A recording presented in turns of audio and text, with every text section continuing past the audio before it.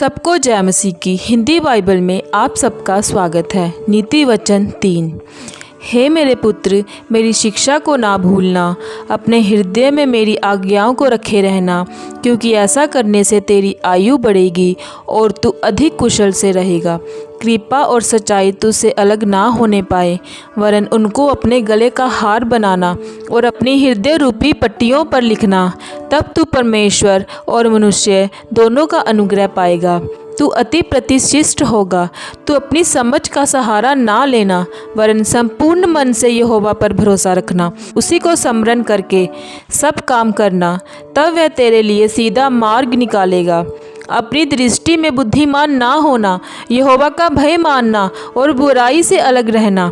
ऐसा करने से तेरा शरीर भला चंगा और तेरी हड्डियां पुष्ट रहेंगी। अपनी संपत्ति के द्वारा और अपनी भूमि की सारी पहली उपज देकर यहोवा की प्रतिष्ठा करना।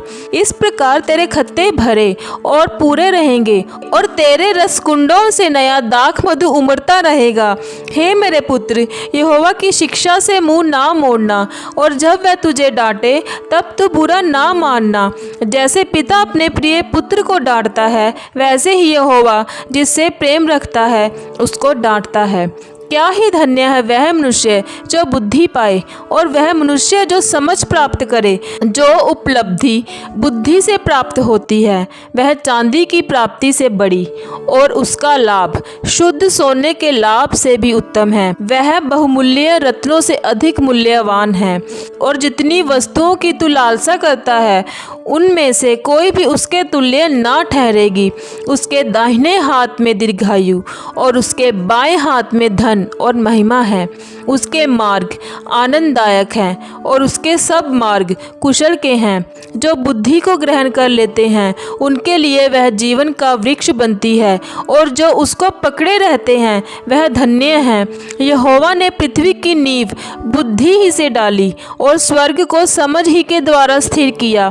उसी के ज्ञान के द्वारा गहरे सागर फूट निकले और आकाश मंडल से ओस टपकती है। हे मेरे पुत्र, ये बातें तेरी दृष्टि की ओट ना होने पाए। तू खरी बुद्धि और विवेक की रक्षा कर, तब इनसे तुझे जीवन मिलेगा और ये तेरे गले का हार बनेंगे। तब तू अपने मार्ग पर निडर चलेगा और तेरे पाँव में ठेस ना लगेगी। जब तू लेटेगा तब भय ना खाएगा। जब तू लेटेगा तब सुख की नींद आएगी। अचानक आने वाले भय से ना डरना, और जब दुष्टों पर विपत्ति आ पड़े तब ना घबराना, क्योंकि यहोवा तुझे सहारा दिया करेगा और तेरे पाँव को फंदे में फंसने ना देगा। जो भलाई के योग्य हैं उनका भला अवश्य करना, यदि ऐसा करना तेरी शक्ति में है। यदि तेरे पास देने को कुछ हो तो अपने पड़ोसी से ना कहना कि जा, कल फिर आना, कल मैं तुझे दूंगा। जब तेरा पड़ोसी तेरे पास निश्चिंत रहता है तब उसके विरुद्ध बुरी युक्ति ना बांधना। जिस मनुष्य ने तुझसे बुरा व्यवहार ना किया हो उससे अकारण मुकदमा खड़ा ना करना।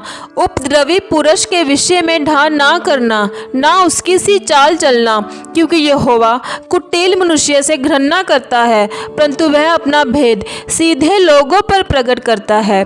दुष्ट के घर पर यहोवा का श्राप और धर्मियों के वासस्थान पर उसकी आशीष होती है। ठट्ठा करने वालों का वह निश्चय ठट्ठा करता है, परंतु दीनों पर अनुग्रह करता है।